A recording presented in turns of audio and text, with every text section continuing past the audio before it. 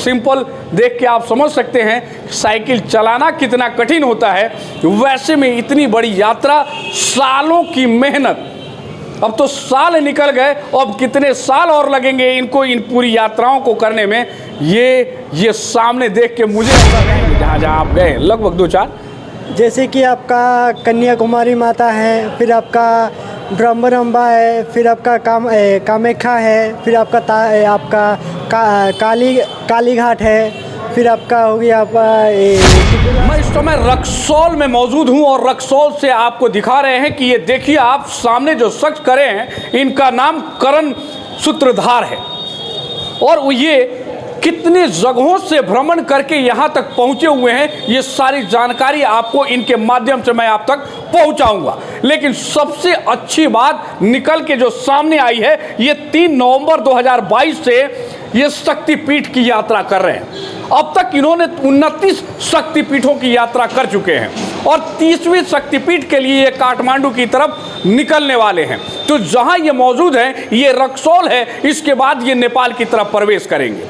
उससे पहले हमारी मुलाकात इनसे हुई और मुलाकात होने के क्रम में मैं इनसे जानने के लिए प्रयास किया कि आप मेरे साथ थोड़ा समय दें और अपनी सारी बातों को बताएं कि आखिर आपने ये शुरुआत कैसे करी। तो आइए इनसे पूछते हैं कैसे कैसे इन्होंने ये शुरू किया और इतनी जगहों का जो यात्रा किया है उसमें किन किन कठिनाइयों का इन्होंने सामना किया, और उसके बाद जो आगे जाएंगे उसमें इनको क्या कुछ लग रहा है, क्या आसान है, क्योंकि समय जो है इस समय सर्दियों का मौसम है।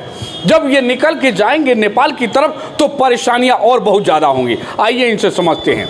आप जब यहाँ आए, इससे पहले आप कहाँ से यहाँ पहुँचे, कौन से शक्तिपीठ से?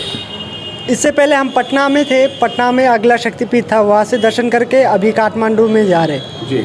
कितने, आप तो काफ़ी समय से निकले हुए हैं और बहुत जगह भ्रमण किया, काफ़ी परेशानी तो होती होगी आपको? परेशानी तो होती है, ऐसे कोई भी परेशानी नहीं है जो हमारे साथ नहीं हुआ है, और परेशानी जब होती है तभी ज़्यादा हमें अच्छा लगता है, क्योंकि परेशानी होने से तभी सफल हो रही है यात्रा, ऐसा अनुभव होती है हमारी। कितना उम्र है आपकी और रहने वाले कहाँ के हैं? हमारी उम्र आपका 24 साल है और हम रहने वाले आसाम नौगांव के हैं। नौगांव के रहने वाले हैं। ये कैसे दिमाग में आ गया कि ये एक ही बार 51 शक्तिपीठों का दर्शन करने के लिए आप निकल गए? हम आपका ऐसा किसी से देख के प्रभावित नहीं हुए, मन में विचार आया कि यात्रा करनी है। तो शुरुआत में हमारी यात्रा थी केदारनाथ जाने की, केदारनाथ कंप्लीट कर लिए। उसके बाद आधा रास्ता कंप्लीट करके वापसी हमारे घर था, लेकिन हम घर नहीं गए, वहाँ से शुरुआत कर दिए अगला यात्रा।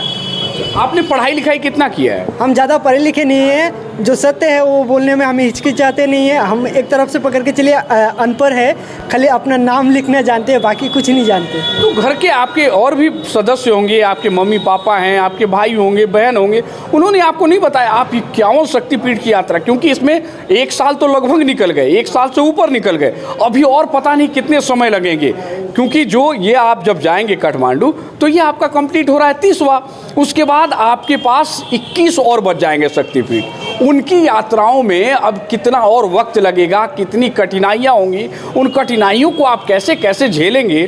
तो घर वाले नहीं रोकते हैं कि वो इतना ज़्यादा टफ काम है ये? नहीं, शुरुआत में तो उन लोगों को हिचकिचाहट लगी थी, ये क्या कर रहा है, क्यों कर रहा है। फिर उसके बाद वो लोग भी, ऐसा भी समय आया था जब मैं गिव अप करना चाहता था यात्रा को, तो मेरी माँ ने डांट दिया कि जिस काम के लिए निकले हो उसे पूरा करके लौटना है, अधूरा नहीं करना है। जब भी थोड़ा इमोशनल हो जाता हूँ, बुरा लगने लग जाता है, खाली मम्मी को फ़ोन करता हूँ, क्योंकि मैं सोचा था मेरे परिवार में मेरे पिताजी स्ट्रॉन्ग है, लेकिन माताजी इस तरीके से स्ट्रॉन्ग होकर मेरे मेंटली जो सपोर्ट कर रहे हैं ना, तो उसकी कहानी में इतना आगे बढ़ पा रहा हूँ अभी फ़िलहाल। सिल्लीगुड़ी टू काठमांडू, यहाँ ये लिखा हुआ है केदारनाथ, सिल्लीगुड़ी टू केदारनाथ लिखा हुआ है। स्टार्ट जो हुआ है वो डेट मैंने आपको बता दिया था। ये यूट्यूब भी अपने पास और फेसबुक इनके पास भी है, और यूट्यूब पे ये यूट्यूब करण आरबी ब्लॉग्स और फेसबुक पे ये करण सूत्रधार लिखे हुए हैं, और आप उस पर देख सकते हैं इनको। मैंने भी एक बार देखा था, मैं अपने फेसबुक के माध्यम से जब मैं एक बार देख रहा था तो ये वहाँ उसमें दिखाई दिए। इनके पैकेट्स में क्या कुछ रखा हुआ है मैंने उसमें देखा था। छोटा सा ये सिलेंडर लेके चलते हैं, गाड़ी अगर साइकिल पंचर हो जाए तो पंचर के लिए उसमें हवा भरने के भी सामान उसमें मौजूद थे। तो मैं चाहूँगा देखिए कितनी अच्छी तरह से उसको रैप करके रखे हुए हैं, जहाँ ज़रूरत पड़ती है उनको निकालते हैं। साथ में ये बेड होल्डर इनका पड़ा हुआ है, जिस बेड होल्डर को यूज़ करते हैं जैसे कहीं सोना है या थोड़ी देर के लिए लेटना है। बड़ी बात है ये छोटा सा बच्चा 24 साल की उम्र और इतनी बड़ी यात्रा जिसमें माँ का भी अब सहयोग मिलने लग गया है कि इतना ज़्यादा 51 जो है 51 ये कहते हैं कि आगे की तरफ ये लिख रखा है कि टोटल 51 शक्तिपीठ की इनको यात्रा करना है और यहाँ 12 ज्योतिर्लिंग की और छोटा 4 धाम है और बड़ा 4 धाम है और 10 गुरुद्वारा। इतना बड़ा ये जो लिस्ट लगा रखा है इन्होंने, कैसे कैसे ये भ्रमण करेंगे, कैसे कैसे उन जगह तक पहुँचेंगे और बिल्कुल ये इतना अंदर से इतने मजबूत हो सकते हैं कि इन यात्रा को कंप्लीट कर पाएँ। इनके साथ में रणजीत सिंह जी हैं, संदीप बाबू हैं, ये लोग भी इनके साथ में खड़े हो गए, यहाँ आए थे और इनसे मिले। ये लोग भी काफ़ी प्रेरित है इनसे, तो ये भी इनके लिए चाहेंगे। आप क्या कुछ कहेंगे इनके लिए? ठम ठोक ठेलता है जब इंसान, पत्थर के जाते पाँव उखड़, मानो जब जोड़ लगाता है पत्थर भी पानी बन जाता है।